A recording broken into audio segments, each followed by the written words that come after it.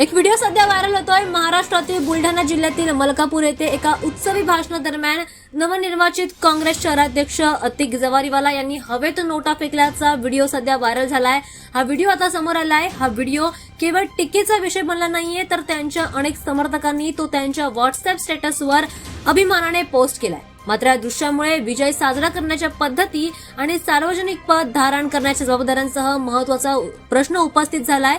शहराध्यक्ष निवडणुकीमध्ये झालेल्या दणदणीत विजयानंतर अतिक जवारीवाला उत्साहात विजयी मिरवणुकीत एकदा नव्हे तर 2 ते 3-4 वेळा नोटांचे गट्टे हवेमध्ये उडवताना दिसले।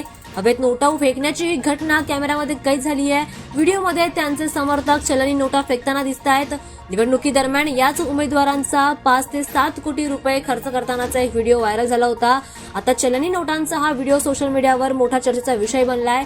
काही जण या घटनेला उत्स्फूर्त आनंदाची अभिव्यक्ती म्हणून पाहतायत, तर काही जण याला सार्वजनिक पदाच्या प्रतिष्ठेचा अपमान करणारं कृत्य म्हणून पाहतायत। दरम्यान या पैशांचा उपयोग चांगलं काम करण्यासाठी होऊ शकतो, मात्र या पैशांना हवेत उडवून विजयाचा आनंद साजरा केला जातोय। हा व्हिडिओ व्हायरल झाल्यानंतर विरोधकांनी यावर टीका केलेली सुद्धा पाहायला मिळते।